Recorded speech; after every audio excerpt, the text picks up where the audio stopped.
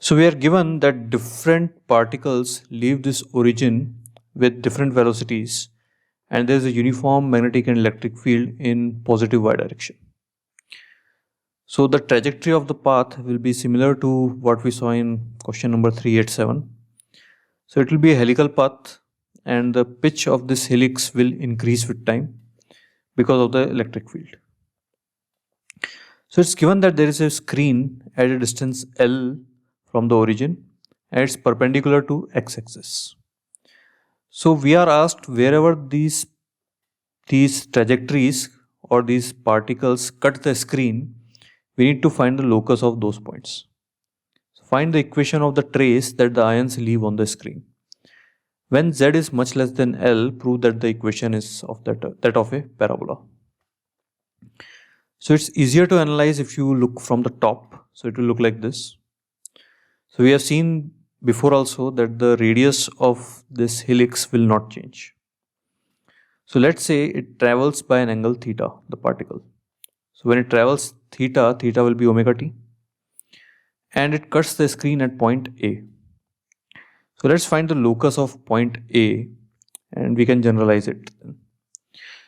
So coordinates of point A will be, x coordinate will be same as length because the screen is at a distance L, is equal to r sine theta. So this is r, so this distance is r sine theta.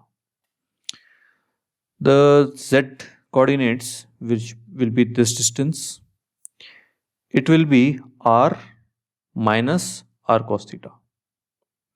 That is z. So you divide these two, so that we can eliminate r. We get z by L is equal to tan theta by 2, or z is equal to L tan omega t by 2. So theta we are writing as omega t. So omega for this circular path in magnetic field is qb by m, and t, the time we can find from y is equal to half at square. So it will be traveling certain distance in y direction also. So y coordinate will be half at square. So t we can replace with y. So you can see that we have got rid of the time in this equation. So z is L tan qb by 2m times t by 2. So t we put root of 2y by a. And a acceleration is qe by m. So we simplify this, we get this. So this is the trajectory of the locus of the points on the screen. Now it's for z much less than L.